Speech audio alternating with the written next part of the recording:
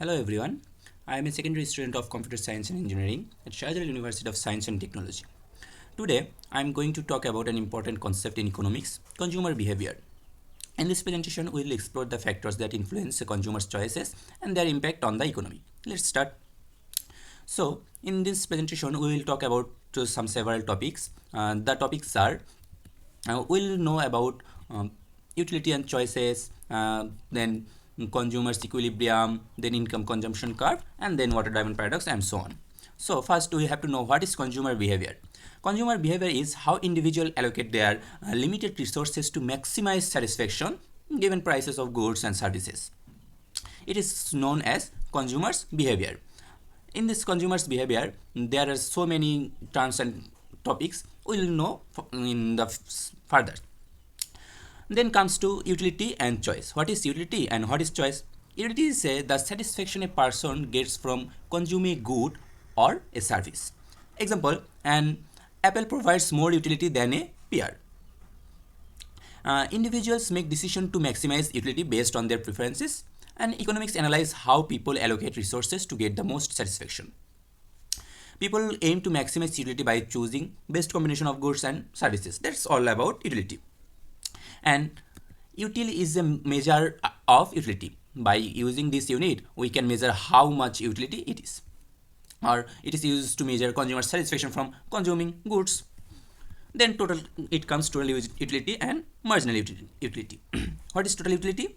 Total utility is the total satisfaction from consuming a specific quantity of a good. Example, suppose we are consuming a product, it gives 5 utils. Second unit gives 3 utils. Third util gives 2 utils. Total utils 5 plus 3 plus 2 is equal to 10 utils. So we get 10 utils from this product. This is called total utility. Then what is marginal utility? The additional satisfaction from consuming one more unit of a good. Suppose we are consuming 1 unit of any products, it gives total utility of 10 utils. Then we are consuming 2 units of this product, it gives total utility of 15 utilities. Then the marginal utils is 15 minus 5 is 15 minus 10 is equal to 5 utils. So what did we learn? That total utility refers to the total satisfaction or happiness a consumer derives from consuming a specific good, and marginal utility refers to the additional satisfaction a consumer gains from consuming one more unit of goods and services.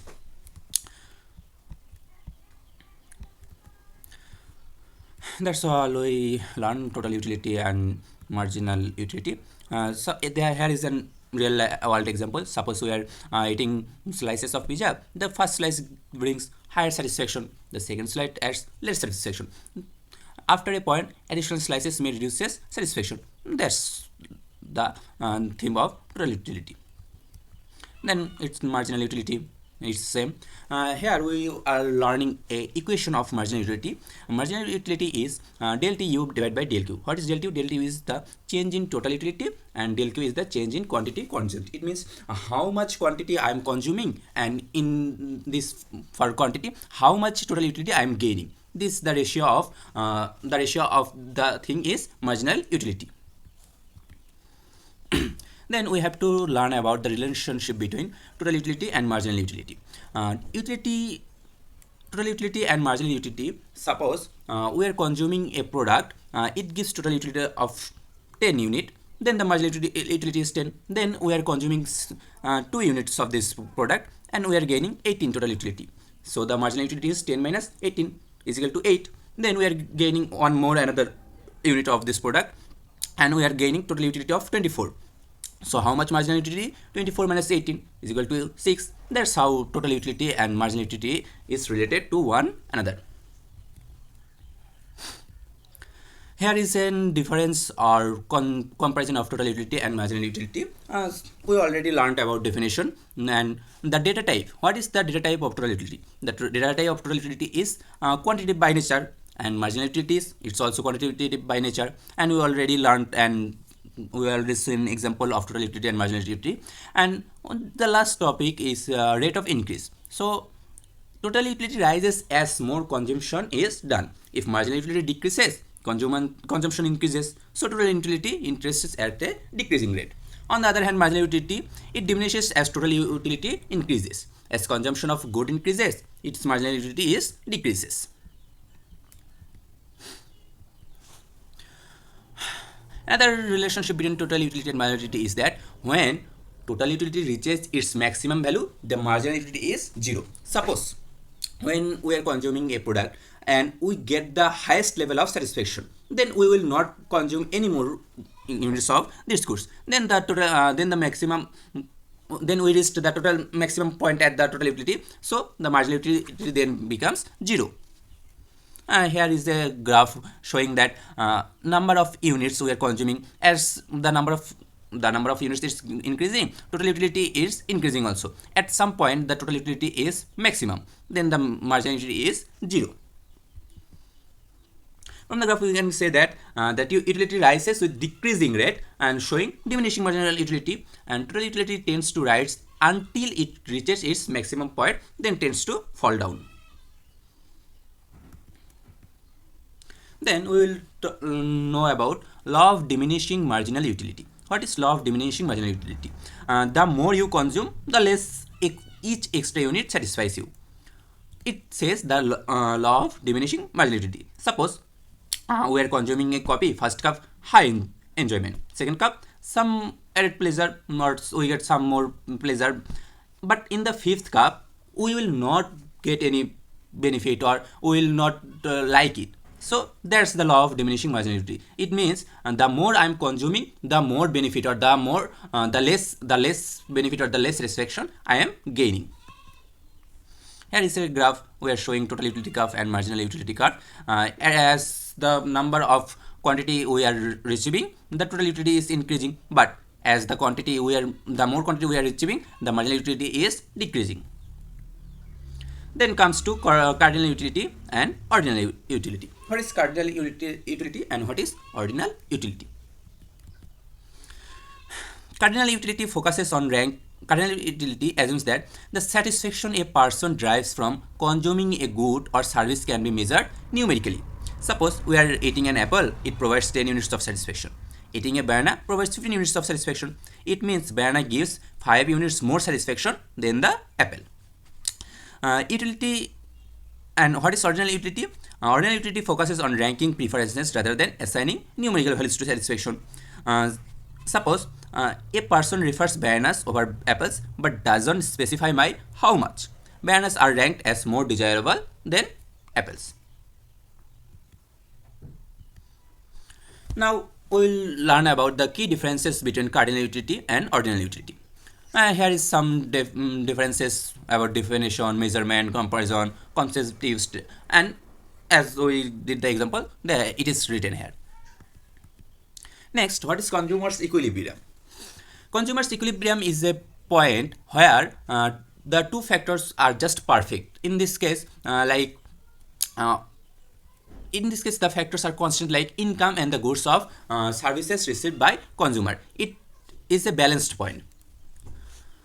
Then we will learn about indifference curve and budget line. What is indifference curve? Indifference curve is a chart showing various combination of two goods or commodities that leave the consumers equally satisfied. Hence, it different when it comes to having combination between the two items is shown along the curve. Here is a graphical representation of indifference curve. An indifference curve shows a combination of two goods in various quantities. A consumer's thirst has an equal preferences for the various combinations of goods shown. Properties of individual curve is when the individual curve is, it is always downward sloping, and it is always the curve is always convex, and various indifference curves can never cross or overlap. It cannot overlap each other. Here is a show that it is not overlapping each others, and it is always downward sloping. Now budget line. Budget line is a combination of two goods a consumer is able to consume given a budget constant. Suppose we have a budget and we have to consume a good. Budget line helps us to select or buying or purchasing any goods. Then marginal rate of substitution or MRS. MRS is the rate of which a consumer is willing to substitute one good for some another amount of good. Diminishing of marginal rate of substitution is that as the MRS decreases as one moves down a standard convex shape, which is the indifference curve. Now consumers equilibrium. Here is the mathematical and graphical representation analysis. Here is a graph. It shows us that ICs are intersecting each other. Here is a two indifference curve, and it is intersecting at point A. And here is another picture. In this picture, like IC1, IC2, IC3, IC4, IC5 along with a budget line. At Q point, we draw a budget line. It helps us to understand the whole thing.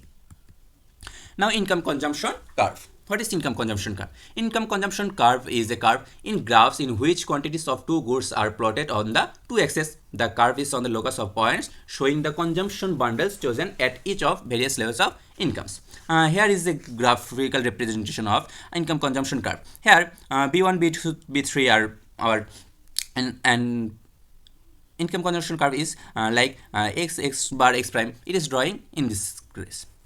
Now angle curves. What is angle curves? Angle curves are the locus of all equilibrium points representing the quantities demanded of the goods at various levels of incomes when prices and preferences are held constant. Here is a graphical representation of angle curves.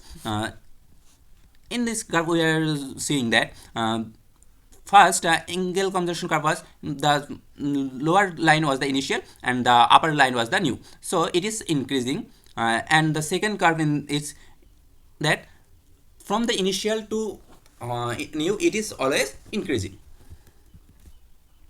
Now, what is demand curve? A demand curve is a quantity of a commodity will be bought or demanded at various cost, like how much demanding the product is. Here, it is saying that banana and apples. It is saying, we can see that banana's demand is higher than apples, and so a demand curve helps us to understand how much demand a product holds. Here is another graph for demand curve. See the prices of apples. As the prices of apples is greater, the demand of the products is less. When the price is decreasing, the demand is also increasing. It is reciprocal relation. One is increasing, then another is decreasing. Then it comes to the last topic, water diamond paradox.